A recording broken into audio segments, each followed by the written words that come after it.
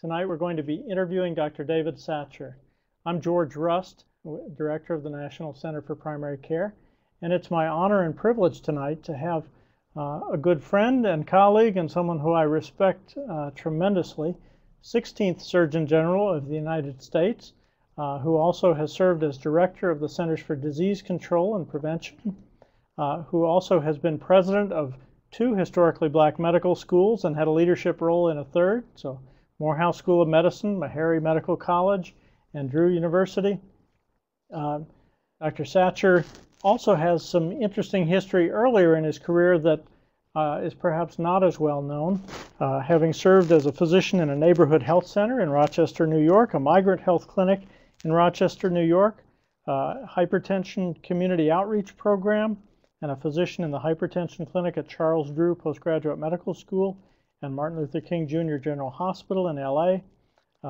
He served as assistant professor and interim chairman there at Drew, and then in the community health and preventive medicine program, community health and family medicine program in Morehouse School of Medicine here.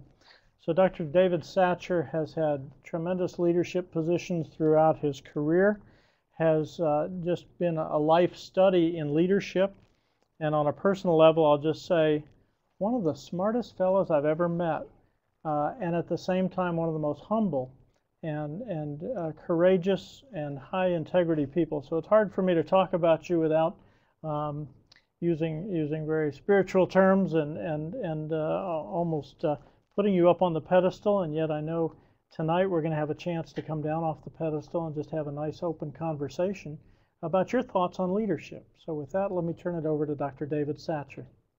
Well, thank you, George. I'm delighted to be here and to be with you. I appreciate that very kind introduction. When somebody knows me as well as you do, I'm always nervous about what part you're going to tell. So I appreciate that introduction. It's good to be here. I've enjoyed working with you, first in the National Center for Primary Care and now as colleagues here at the Morehouse School of Medicine. And even during the time I was interim president and you were serving as acting director of the National Center for Primary Care, you've always been an outstanding leader. But I do want to say that I've had a lot of opportunities to lead in this country. That is true. And I don't take that for granted. I think our decision to start the Satcher Health Leadership Institute was in part an acknowledgement of the fact that we needed to give back some of the benefit of that experience. The mistakes we made, I think young people can benefit to hear about them, but also some of the successes we've had and why we feel we had those, and how you go about trying to lead in different settings in this country. Philosophically, we at the Satcher Health Leadership Institute agree with the Institute of Medicine in its report in 1988 on the future of public health, in which they said, the need for leaders in public health is too critical for us to just leave their emergence to chance alone. We believe that. We believe that we can't just leave the emergence of new leaders to chance alone, especially when we have a lot to share. Secondly, we are a leadership institute that's really committed to working toward the elimination of disparities in health. So we're hoping that we're preparing leaders who are first and foremost committed to the elimination of disparities in health, and then to really deal with health policy and those other things that sometimes are barriers to the reduction and ultimate elimination of disparities in health.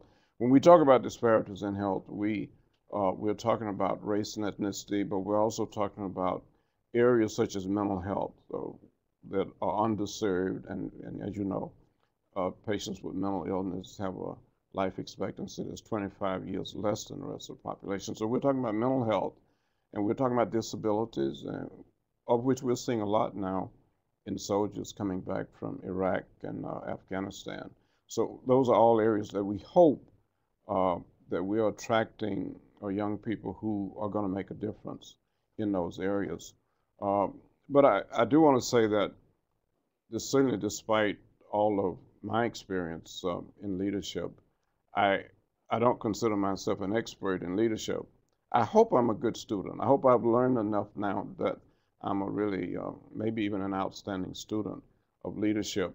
And in the Satchel Leadership Institute, we say that everybody teaches and everybody learns. And we have learned a lot from our students, whether it was in the fellowship program or in the community health leadership program where we get people who live in the community. We've learned a lot, and hopefully those kinds of partnerships will make a difference in the future. I know that people in community health centers have to find ways to work with people in those communities to be successful in carrying out their responsibility. I hope we're contributing to that in helping young people to develop skills because of the experience that they have in working with community people during the time that they're in the program.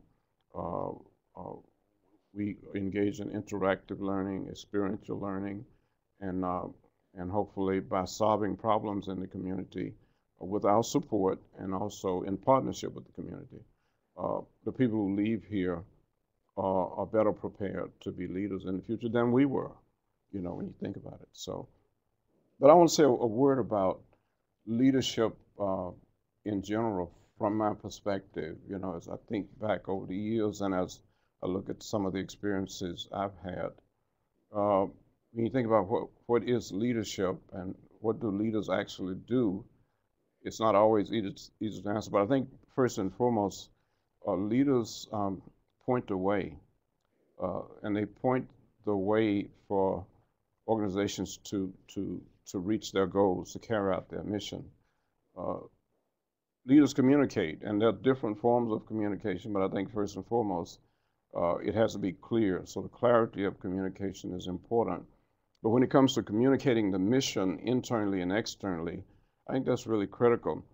I remember when I went to Meharry as president in 1982, and it was a very difficult time.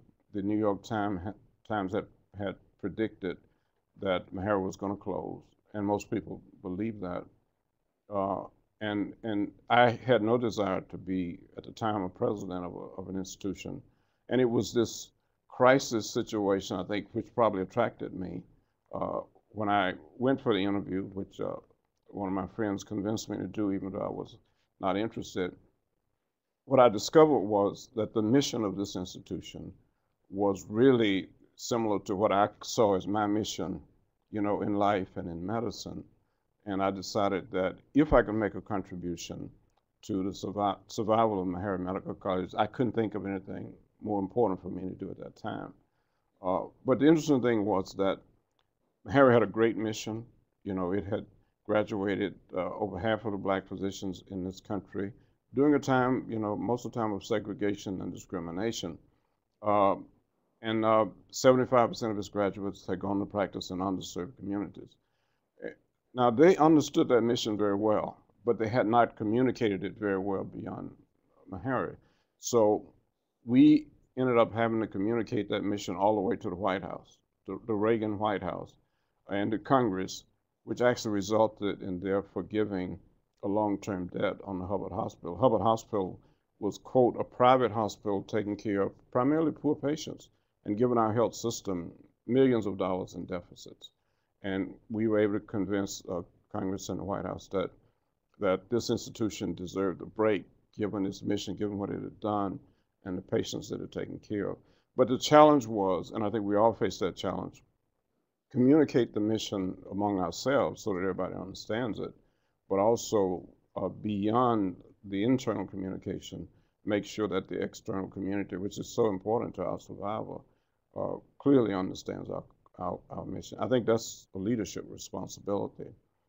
I think the other thing about leadership is that it's a team sport.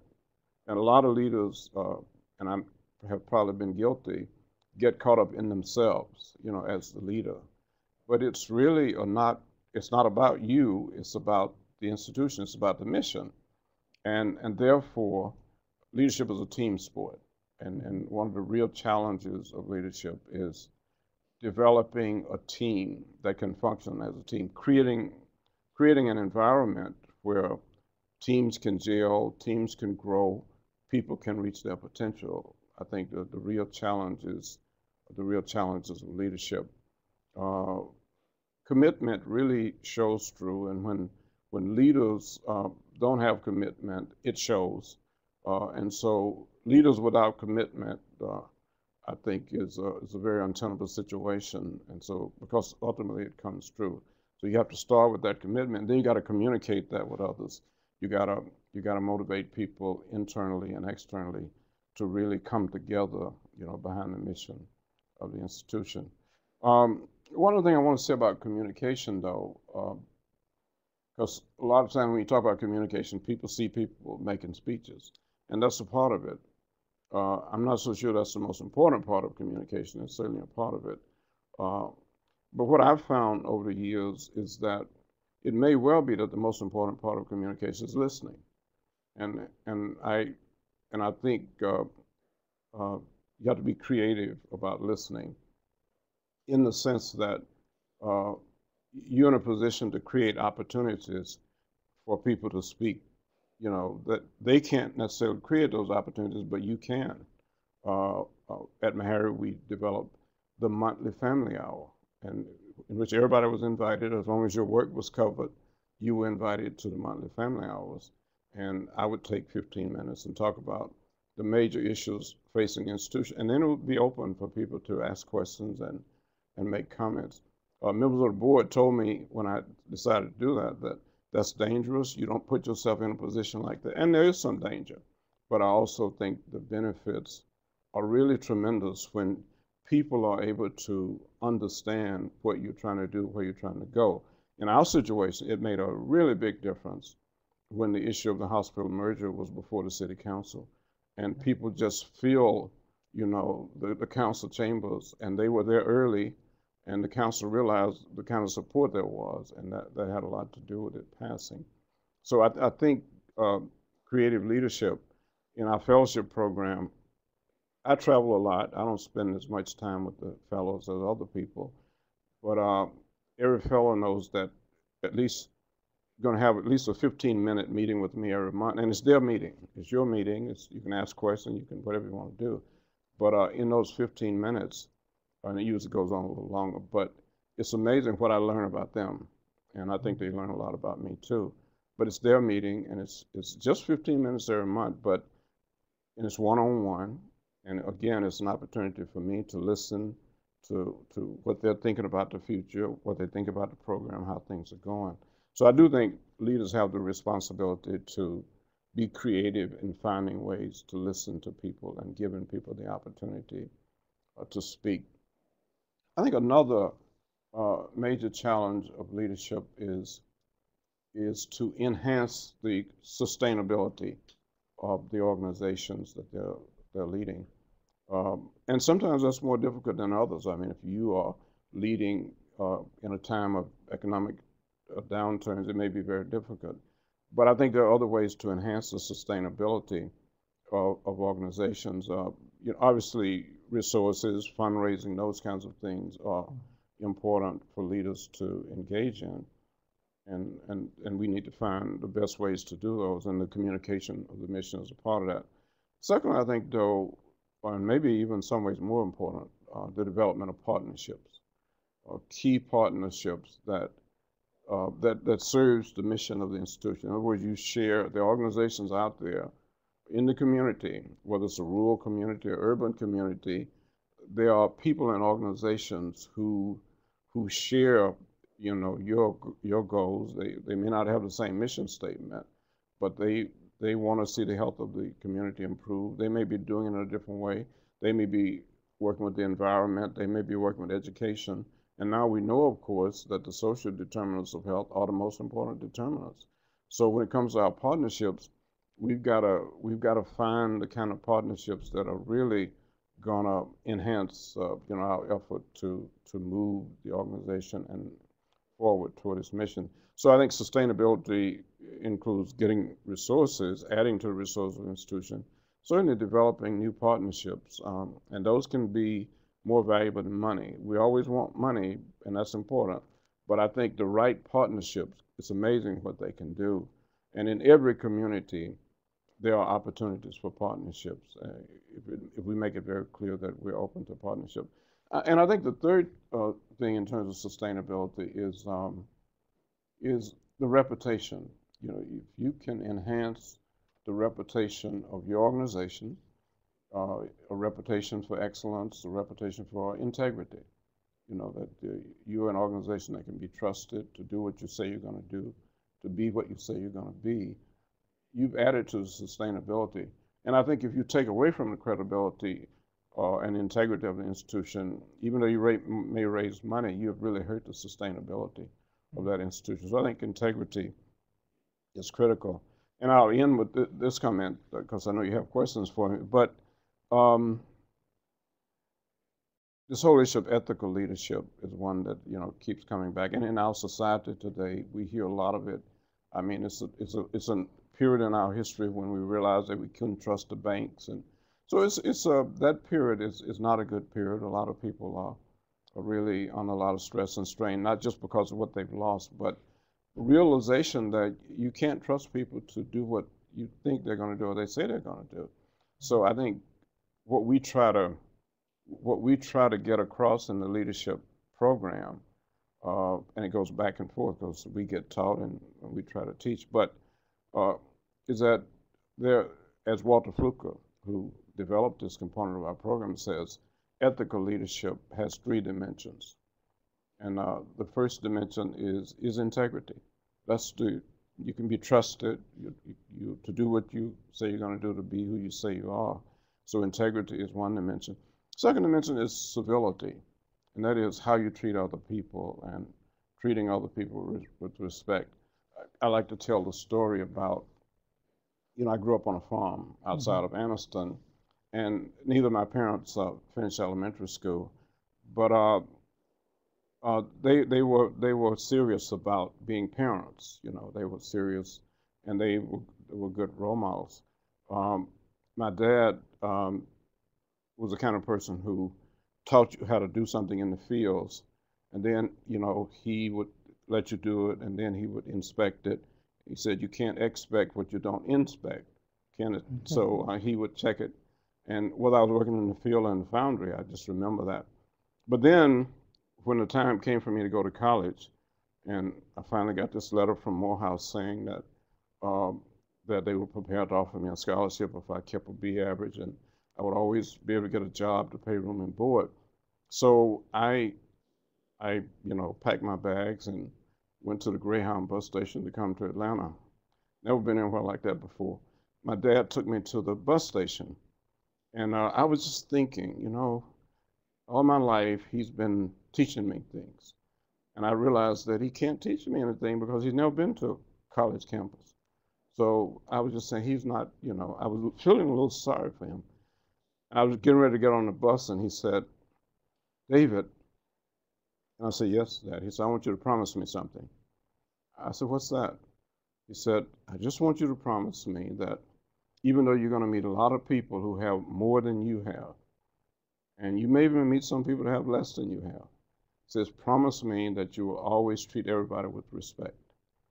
And I have to tell you, George, I don't know if I've had better advice than that in my whole life. I've tried to live up to it regardless of what position I was in, but it's amazing. So civility is, I think, a very important part of ethical leadership. And thirdly, I think community. The responsibility to be good citizens in the community, to contribute to the uplift of the community, is a very important dimension of ethical leadership. Yeah. Well, when you were a kid in Anniston, Alabama, did you ever picture that you would be Surgeon General of the United States and Assistant Secretary for Health and Director of CDC and all that? That couldn't have possibly been in your imagination. Yeah, somebody was asking me today if, after all, they said, you weren't born a 4-star admiral, were you? I said, no, I only had 3 stars when I was born.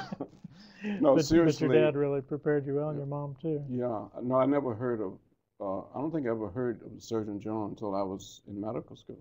No. I don't think I ever heard the term. Now, before you got to college, though, before you got to medical school, you showed some leadership in college. And you ended up being president of the undergraduate student body at Morehouse College. And you also have a criminal record, I understand. Went to Well, jail at we least don't once talk or about it a twice. lot. Yeah. Tell us about that, and because that was a different time in some ways, but obviously very formative in Yeah. helping you to become the leader you are today. What did you learn from the civil rights movement and the sit-ins and the role that you played? And if You know, you want to tell a few stories, that's okay too. I was really very fortunate to be a student at Morehouse and in Atlanta during the early 60s. I came here in, I think, August of 1959 and graduated in 63. And among other things, of course, it was listening to Benjamin Elijah Mays speak to the students every Tuesday morning in chapel. We had to go to chapel 6 days a week, by the way. The only day that we didn't have to go to chapel was Sunday.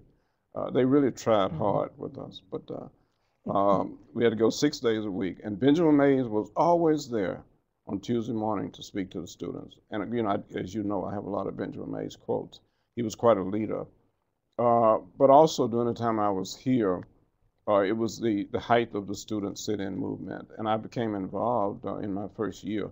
We had leaders here like Marion Wright Edelman, who would go on to start the Children Defense Fund, Otis Moss, who became one of the greatest preachers and leaders, I think, in this country. They were students. Otis had just finished Morehouse, and he was in the divinity school. Marion, I think, was a junior at Spelman. So early on, I got involved with them in the student movement and ended up head of it my senior year. I went to jail, I think, 5 times. I lost count along the way. But, and one time prison when we filled it. Our intent on that occasion was to fill the jails, and I didn't know that I would be an overflow and end up being sent to prison. But luckily, didn't stay long. That was a time when Kennedy called Mayor Ivan Allen to get Dr. King out of jail, so we got out of jail and prison too.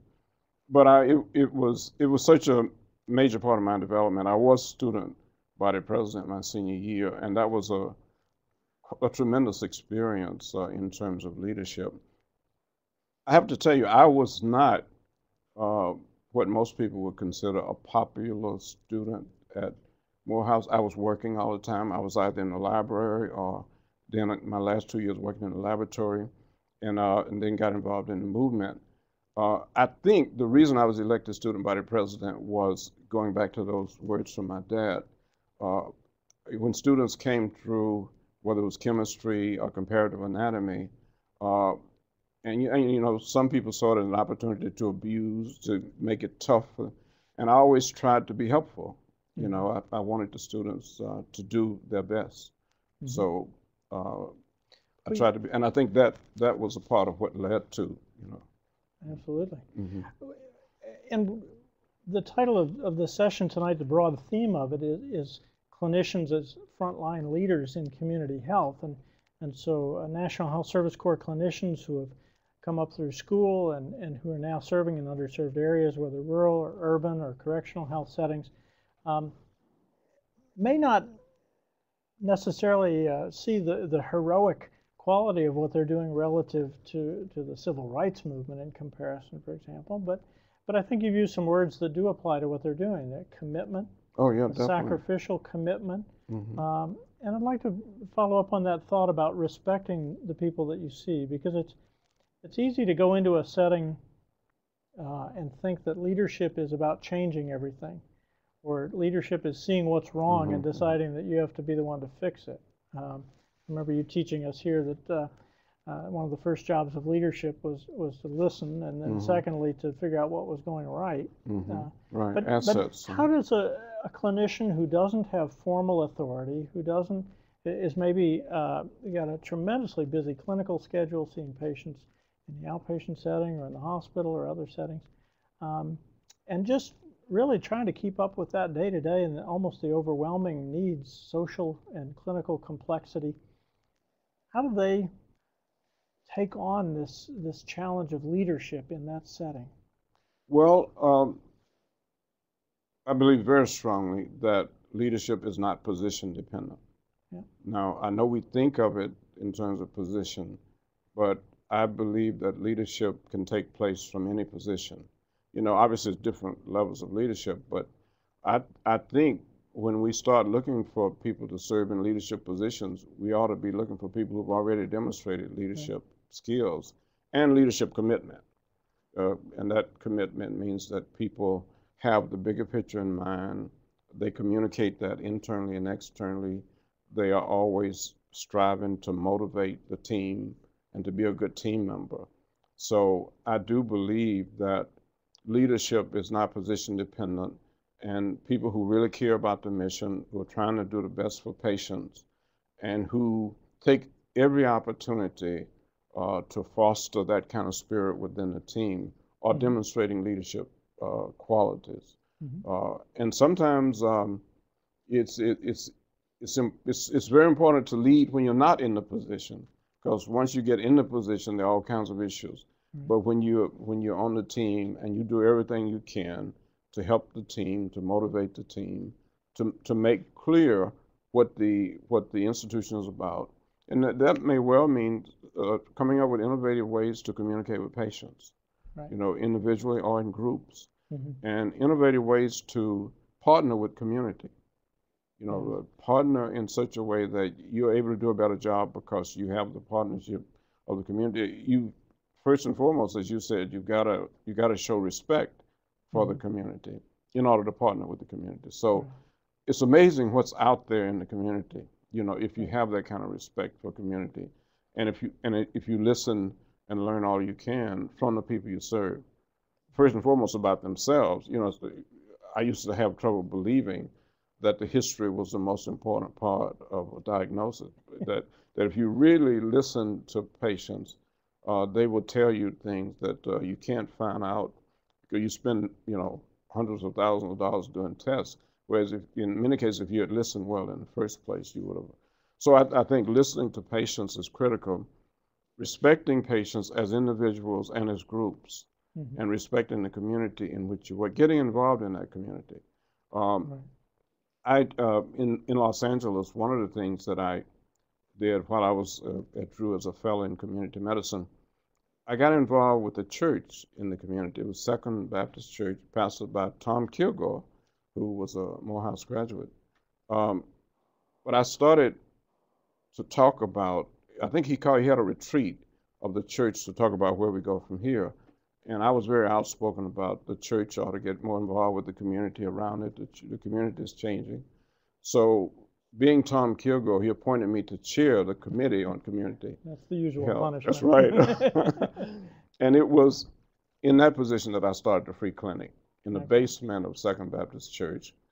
And you know, so, you know, I think in the first meeting of the clinic, I remember, you know, a man who was suffering from increasing weakness, and we ended up discovering that he had colon cancer, and he had surgery the next week. But most of what we did was not that. Well, a lot of it was just really engaging people about their health and getting them involved in changing lifestyles and taking better care of themselves and stuff like that. And the church has continued that free clinic over the years, but we started it in 1974, and that partnership with community became very important. And it was a community already that was in transition from Black to Hispanic, and that was an opportunity for us to get more involved with a changing community. And I think there are a lot of communities like that where the challenge of how do you deal with a changing community? How do you build teams made up of people from what would have been two communities in the past? That's leadership. That's extraordinary, because you started from the community strength, the church and the relationships and the people and the resiliency, and then saw a need, and together with the community worked to fill that need, which is very different than going in and seeing a high need, at-risk community, and all you're seeing are the needs and trying to solve it from the outside. That's a different model of leadership, it feels like. Yeah, and that was. It was interesting because, and I think this is partly true now of Grady and other hospitals, but Martin Luther King Jr. Hospital, people didn't have access to primary care. There were not a lot of primary care providers in that community. And before that hospital was built, of course, people caught free buses to get to the county. But so we had an emergency room that was very busy.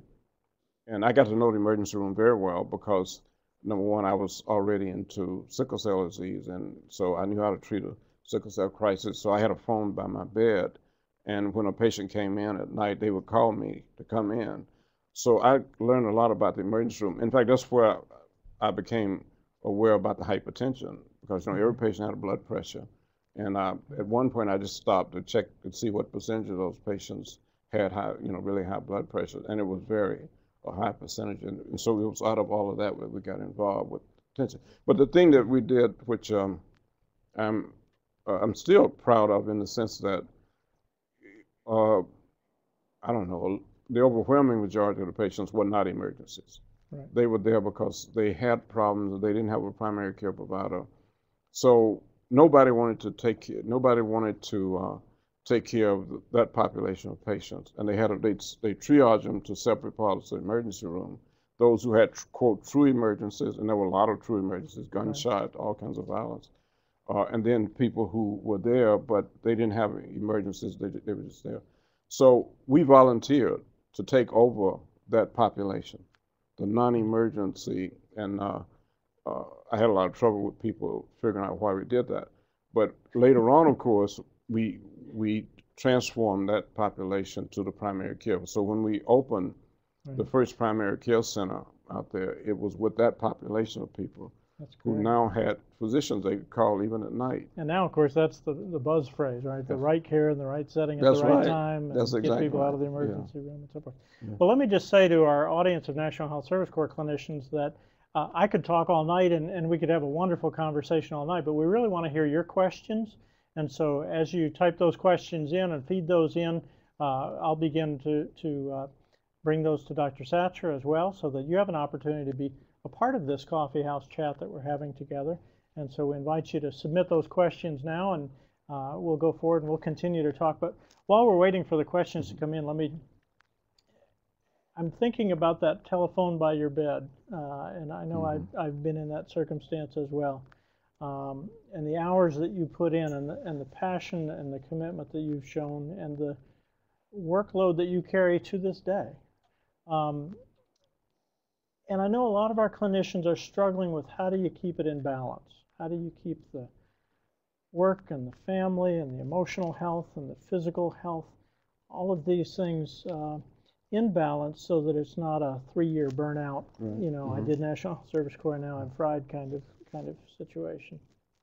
Well, number one, you realize the importance of balance. And I think the first problem is that most people don't stop to think about, I've got to have some balance in my life for my sake and for the sake of others. Right. It is not easy. Let me start off by saying that. It's not easy to really keep that kind of balance when you're busy, as most of us are. So you have to be intentional. Right. You really, and for me, of course, it was, even when I was president of MAHARA and later on, it was trying to be at home on the weekends, even if I didn't spend as much time there during the week, to try to be there and with children and family. I even, when I was president of MAHARA, I actually taught Sunday school. And I came up in a family where my dad was superintendent of Sunday school for 25 years. So I've been active in church all my life.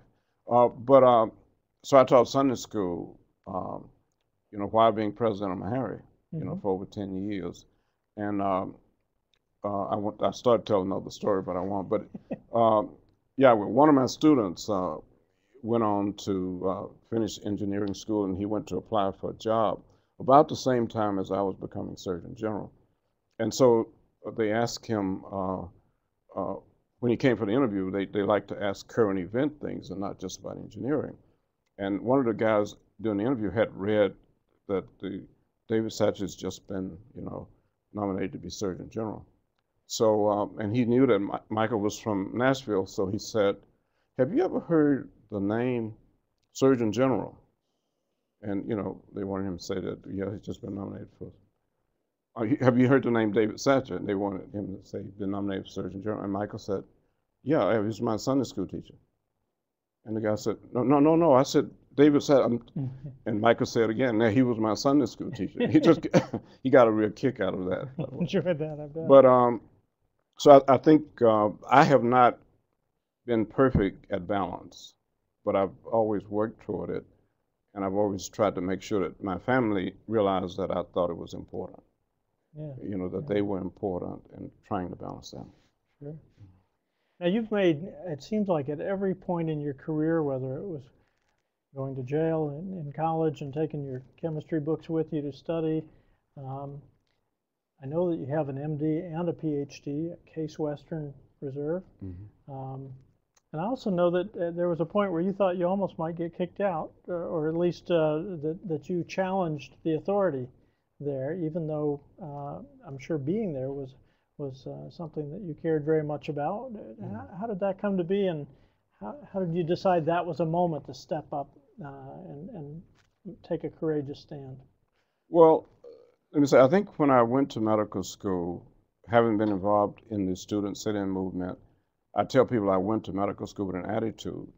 And what I mean by that is my attitude was that I have a responsibility not just to develop my career and be a physician. I have a responsibility to make a difference in medicine. That's what the civil rights movement was all about. That's what the sit-in movement. So if I was going into medicine and there were people who didn't have access to care, that had to be one of my major concerns. So I went with that attitude. And there were things that happened, you know, along the way that challenged that attitude.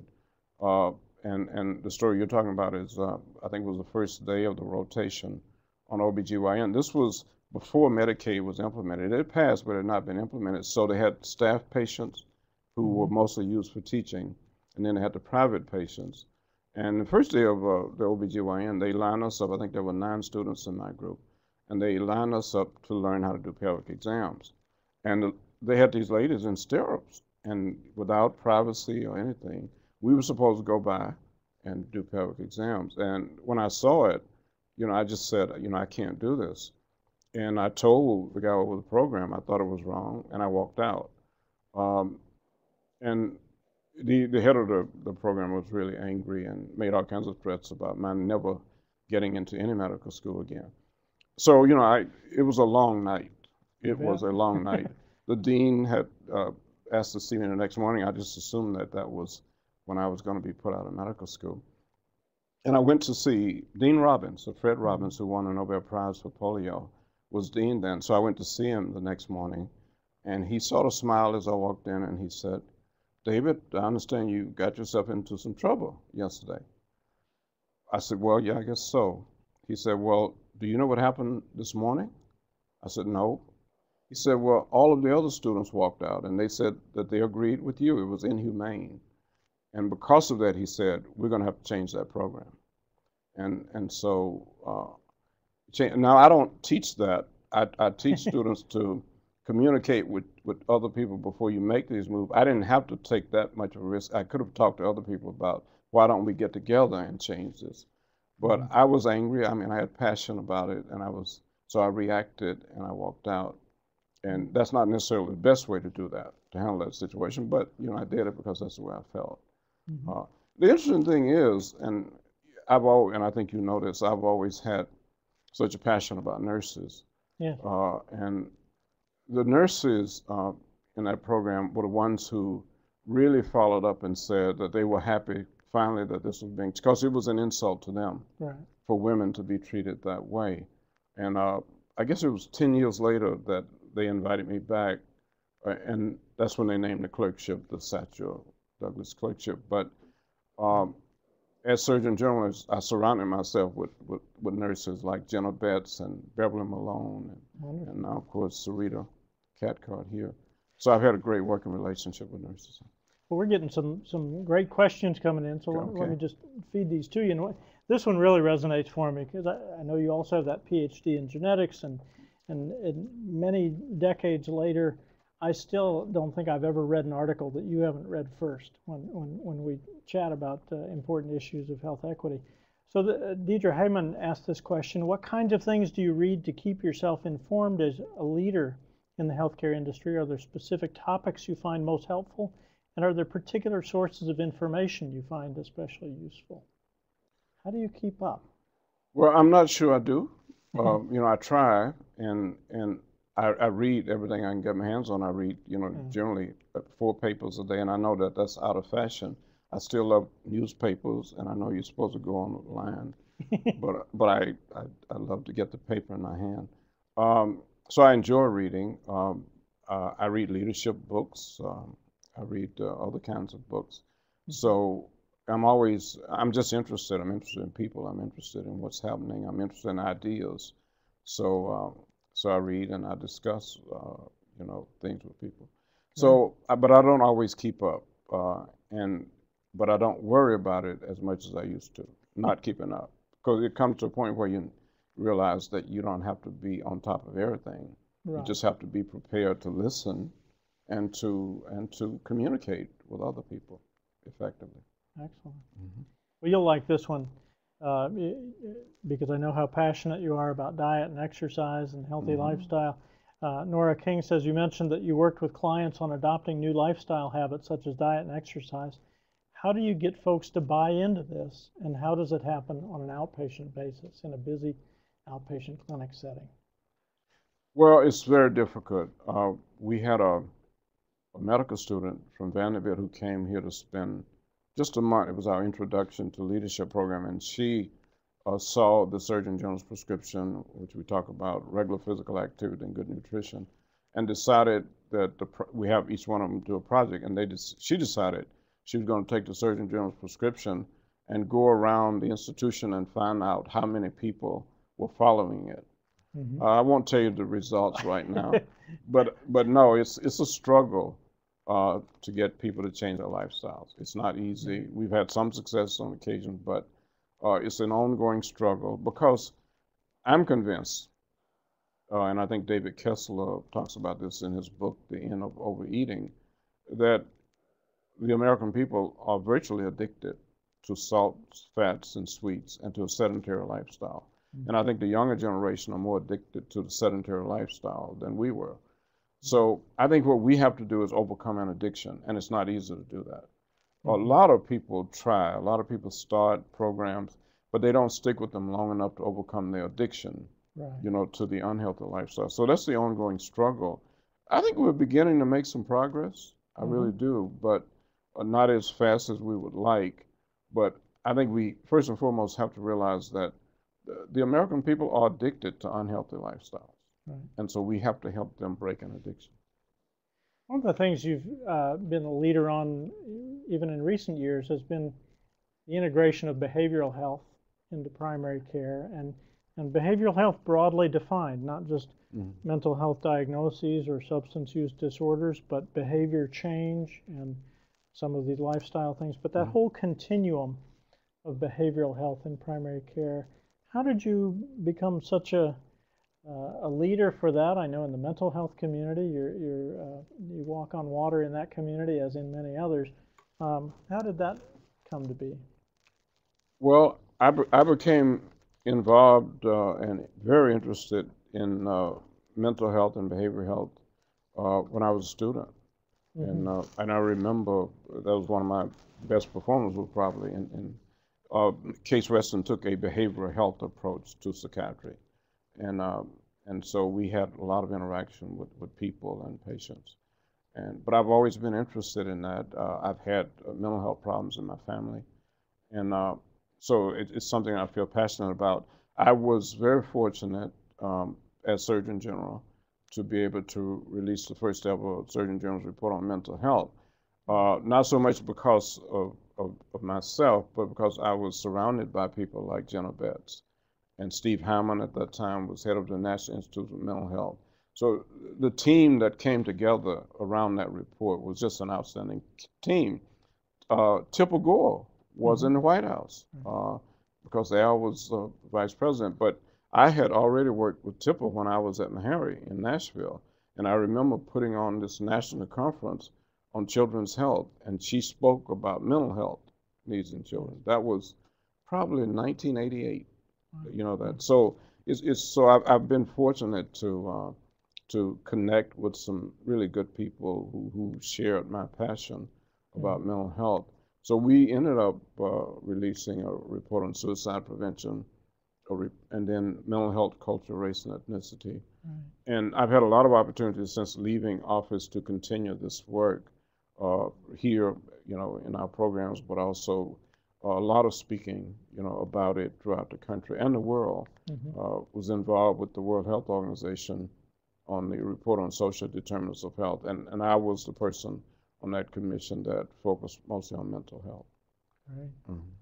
I know one of the things we've talked about over the years is sort of smudging the clinic wall as a boundary, so that it's not just inside the clinic or public health over here, but really meshing those two efforts. We have a question from Sonia Cole. As a community psychiatrist with experience working in different sectors, state-run mental health clinics, schools, nonprofits, jails, I've come to see a need to have a public health summit in my community. Wow, there's some leadership happening right there. Huh? Great. I need to have a public health summit in my community and wonder if there are models for such a summit in other communities that I can borrow from. I believe so. I'm thinking back to what we did a few years ago here, and this was about mental health.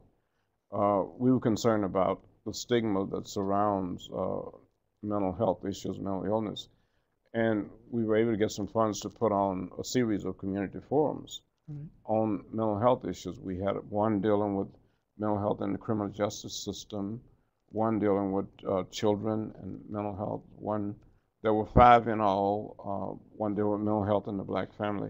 But we had the largest attendance at those forums of any we've had here, because people wanted to talk about mental health issues. They wanted to talk about their experience in their families, their own personal lives, and we were able to provide that forum for people to do that. I like the idea of a public health summit. I've always believed that bringing people together in the community was very important to do to be successful in dealing with individuals, like one-on-one with patients. You got to create an environment, because, for example, the reason most people don't get access to mental health care in many cases because of the stigma. It's the stigma is a community function. So if people feel that there's something wrong with being mentally ill other than the same thing that's wrong with having cardiovascular disease or cancer, that somehow you're to blame, or as people used to say, the devil is in you. We have to overcome all of that, and that's part of what we're trying to do. We're trying to not just change the patient, but change the community attitude so that patients could heal, could recover. Right. If you believe in recovery and giving people opportunity to recover, part of it is creating an environment, in which they can do that. And that also leads then to getting engaged sometimes on structural change, right? If we're using the juvenile justice system as the de facto children's mental health system, at some point you end up speaking out about that. Sometimes that's not going to be popular. That's exactly right. How do you balance the need to be effective clinically as an individual clinician in the community and work with people and building partnerships, and sometimes just having to stand up and say, this is wrong? Yeah, and I think integrity demands that we do that. I mean, I think if we know something is wrong, then we have a responsibility, because we know, to make, to speak out against that which is wrong and to speak for that which is right, even though it's not popular and sometimes risky. Martin Luther King Jr. said something that I often think about, and maybe this was for him a little bit, in the extreme, but it was true. He said, until a person finds something for which he or she is willing to die, that person is not fit to live. And I've thought about that a lot, and I do believe, or another way to state that is, until you find a mission for which you're willing to sacrifice, then you're not worthy of achieving that mission. If you really believe in it, then you ought to be willing to sacrifice. That's not always death, of course. Hopefully, in most cases, not. Sometimes, but you're right. Yeah, the other thing is just as challenging. So I think the willingness to sacrifice for what you believe is a part of leadership. And I think That's why courage is always, whenever you mention leadership, you mention commitment, you mention courage, you mention caring. Those things are really critical to strong leadership. So I think speaking out for what you know is the truth, Right. and what you know is right is a part of it. Well, I love that balance you bring to it. It's about the courage, but it's also about the caring, It's about the caring, and yeah. not being so passionate that you Right. drive everybody, That's right. everybody else away. This comment from Pauline Roll, you'll like this one because she says, I was a first-year student at Meharry in 1993 via the Fisk-Meharry Joint Program, and remember the annual welcome party for freshmen at your home. You brought a personal touch to leadership. Wow. So she compliments you on that, and then on that note says, I like the idea of the 15-minute talks, but beside the 15-minute talks you have, for example, with your fellows, what other kinds of leadership approaches, just concrete strategies, practical stuff you do every day in order to get feedback from staff and help them catch the vision for what you're trying to accomplish in a setting?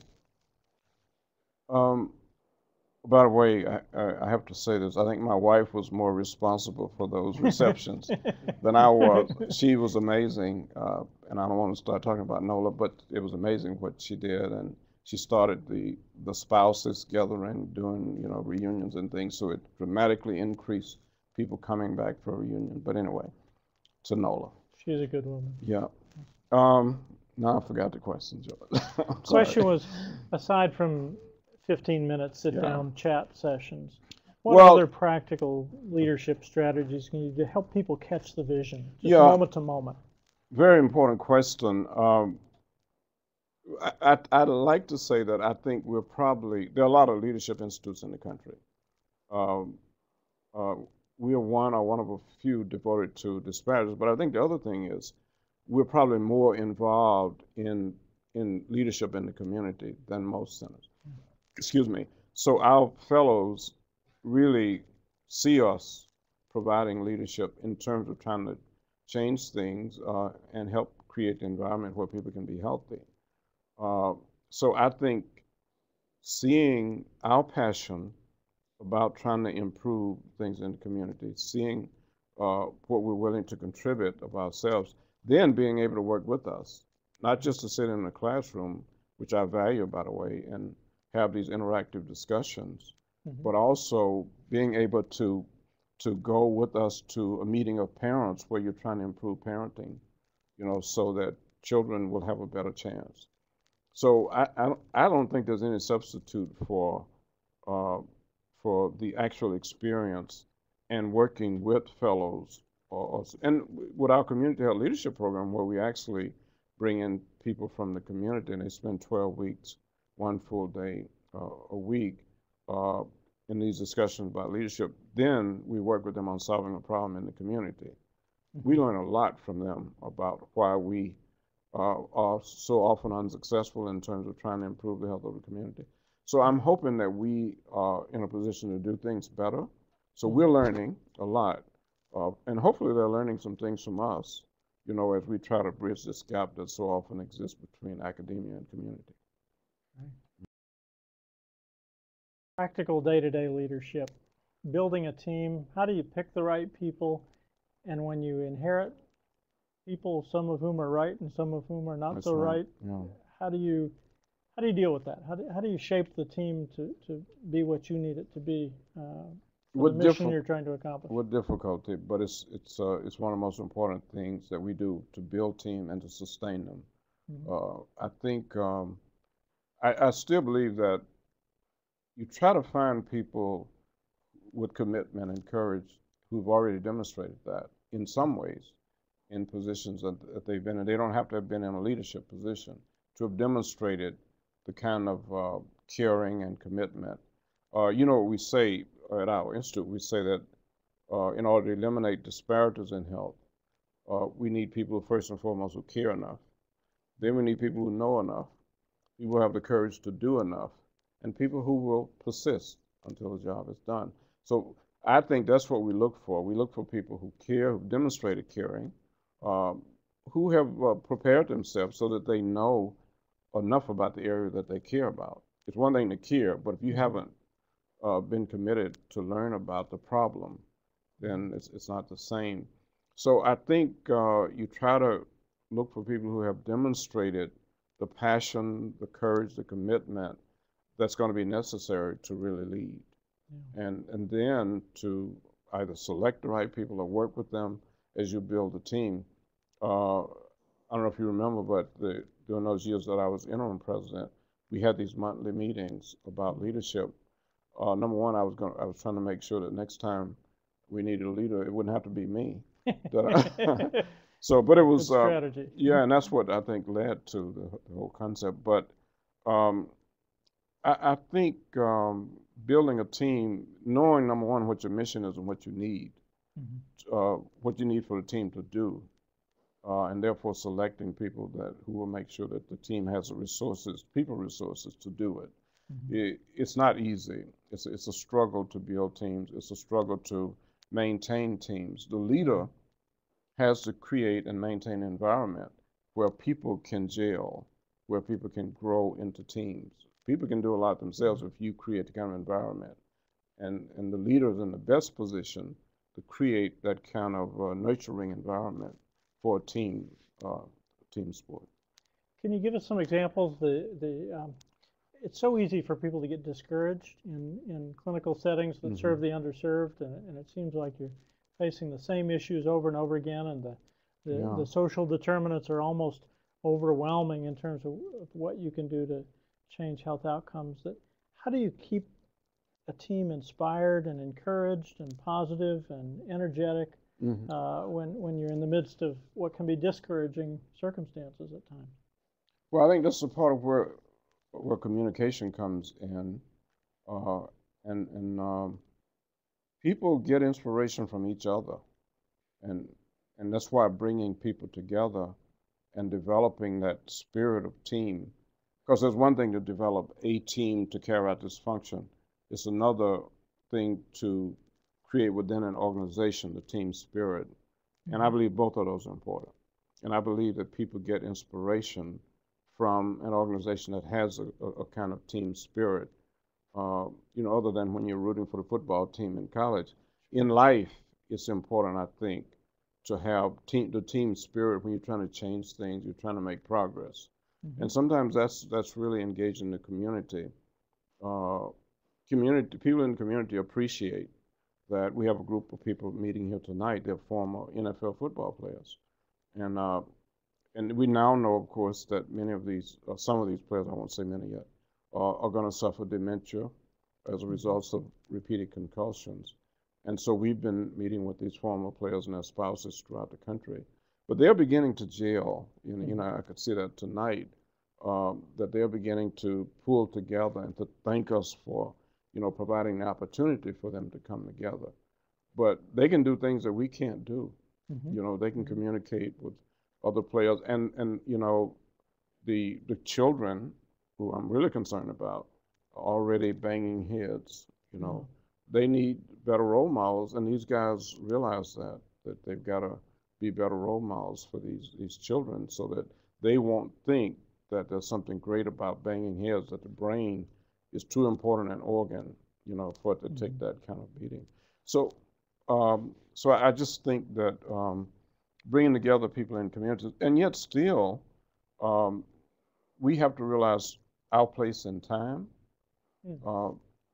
Things don't, if you look throughout history, the main challenge we face is to make sure we do our part in moving the baton forward, because we're not necessarily going to be the ones that take it all away, but we need to do our part. We believe that leadership is like a relay race, that what happens is that it doesn't matter how fast you run. If you don't pass the baton smoothly to the next person or next leader, the organization is going to lose ground. And we see that all the time. We see animosity among people who were the leaders and the new leaders, whereas what the organization needs is for leaders to pass the baton, to pass it with momentum, so that the organization doesn't lose ground. So if we can get people to see leadership that way, and you have to have some faith that even though you may not get to the finish line, that if you pass the baton smoothly, and while you have it, you run as fast as you can, then Mm-hmm. you pass it, and believing that the person coming after you will continue to move it forward. We're not necessarily going to get to the promised land, at least not during necessarily our lifetime, but it doesn't mean the organization won't. Right. And I see you following a conscious strategy of building that next generation of Yeah. leaders. Yeah, that's exactly what this is about. But I think every leader owes it to the organization to really focus on passing the baton. So it's a conscious giving away of control, Yes, almost. that's right.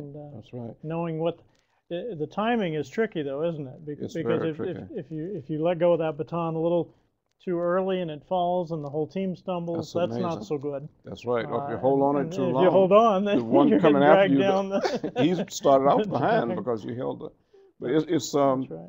you know, I ran a little track when I was a student at Morehouse. I wasn't that good, so that's why I don't talk about it. But I always loved to watch the relay race. Yeah. It's just a fascinating race to watch. You and Bill Cosby, right? And, That's right. He, I believe, was a track star as well. And Yeah, Bill Cosby was a real track star. Yeah, exactly. Well, you have done this throughout your life and moved from one set of leadership roles to another, from moment to moment, heroic personal leadership to more formal leadership positions and authority. Can you talk a little bit about stages of life and sort of, you know, the career phases where leadership as a clinician seeing patients one at a time may become something else at another stage? And how did that work for you? How did you know when it was the right time to take on the next stage of leadership? Well, in all honesty, I cannot claim to have planned my career very well at all. I think if I've followed anything, I have followed, you know, a certain passion, things that I feel strongly about, and every time there was an opportunity to make a difference, and it looked like I was the one needed, I would say yes to that. Sometimes it meant getting off of my plan. There's nothing I've enjoyed more than taking care of patients. I just have to tell you that. And I think now about those days when I was seeing patients and the relationship with patients. But the time came when that was not the best thing for me to do. You know, when I went to Marriott, because my big plan was I was going to see patients 1 day a week. Didn't take long. If you're trying to save an institution and you got to go to Washington, go here and go there, didn't take long for that plan to fall apart. But I can tell you, I have some real memories, joys from taking care of patients and a relationship with patients and with residents. You know, I started family practice residency program at King Drew, and then I started the program here. So I enjoy working with residents. I enjoy talking about patients and patients' problems and solutions and patients' strengths. So I enjoyed that, and yet I've had to give it up, you know, in order to do some other things that I thought were more needed at the time. But I loved it, and it's a part of who I am, and it's a part of why I do what I do, because I still believe that the answer to a lot of our problems when it comes to healthcare is doing what's best for the patient and trying to make sure that everybody gets an opportunity to be a patient. We have millions of people in this country, except for running to emergency rooms, don't have that opportunity to have a doctor-patient relationship. And so I still work very hard to try to help to create the kind of environments where that can happen, where people can have quality patient care and doctor-patient relationship. Well, and those clinicians in the National Health Service Corps are in that frontline setting. They have those relationships with patients. And the longer they stay, the more they have that relationship with those communities. And it does seem that the credibility and the ability to be an influencer of that community grows with years spent doing just that day-to-day patient care. It's hard to see when you're in the moment, running from exam room to exam room, but I think there are those years, and so it sounds like you had that experience as well. And I think now especially given what we know about the social determinants of health and the fact that the conditions in which people are born and grow and learn and work and age are the real determinants of health, even the real determinants of access in a way, those conditions. So I think that's more and more of a reason why we have to get involved with community. We have to find the right partners in the community so that we can, in fact, deal comprehensively with the needs of our patients and their families. So speak to a pediatrician or a pediatric nurse practitioner in a small town clinic somewhere in this country or an inner city environment.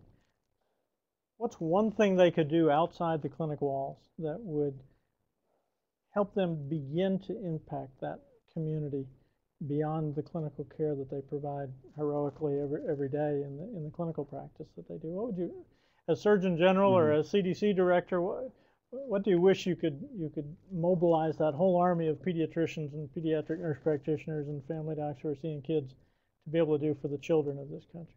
Well, I really believe that we have to be a part of that community, which we talk about so much as if we were totally separate. But I think we've got to become a part of that community. We've got to give to that community what we have to offer because of our training in the context of community, not just in the doctor-patient relationship. We've got to get involved with schools. And there's so many of our children who are losing the battle very early. They're dropping out. If they don't drop out physically, they drop out psychologically. And so we need to be a part of the community. We need to be influencing the community from without and within. So I would encourage people who work at community health centers to the extent possible, become a part of the community to make it a better community, because that has such a great impact on the health of patients.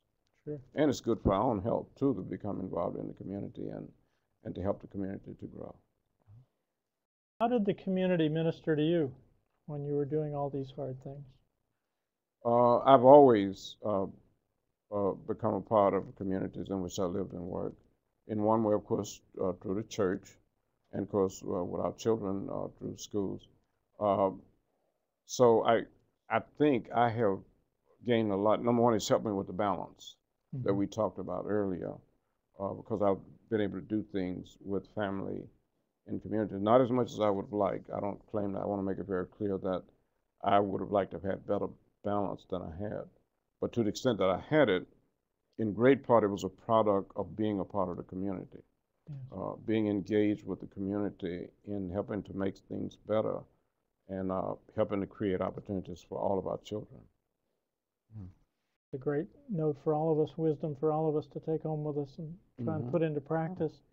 Any last comments that you'd like to make to this heroic group of clinicians who are out on the front lines caring in behavioral health and primary care all over the country? Well, something really great about learning, and I think we're all students, and I think we have to continue to learn and to grow. And I think when leaders stop learning and growing, they stop leading. So I think it's really key to don't create barriers that prevent us from continuing to learn. Some people think, that we're supposed to be as if we know everything, but I think we've got to be open to learning new things every day.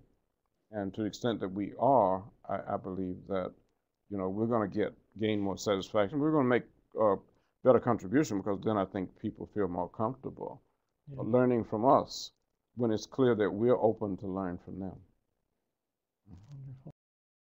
Well, thank you so much. Thank you to the Health Resources and Services Administration, the National Health Service Corps for funding this program, to the staff here at the National Center for Primary Care at Morehouse School of Medicine for all of the hard work that goes on behind the scenes for putting on these kinds of programs. This has been a unique opportunity to have quiet coffee house chat informally with 16th U.S. Surgeon General, Dr. David Satcher, Director of the Satcher Health Leadership Institute, and a friend and colleague, and I know a supporter of the National Health Service Corps and the clinicians who serve. We're glad that you all joined us tonight, and we encourage you to continue to look at other opportunities to participate in the primarycareforall.org programming. Tomorrow at 8 p.m. Eastern Standard Time, we'll have a behavioral health practitioners coffee shop chat on cluster B personality disorders. This sounds like a Starbucks conversation, doesn't it? But why they're fearful for clinicians. Wednesday's webinar will be managing traumatic dental injuries for those who are in oral health or primary care for that matter. So great programs coming up. We thank you all for joining us tonight. Encourage your friends to watch this as an archived webinar as well on the primarycareforall.org website. Thank you.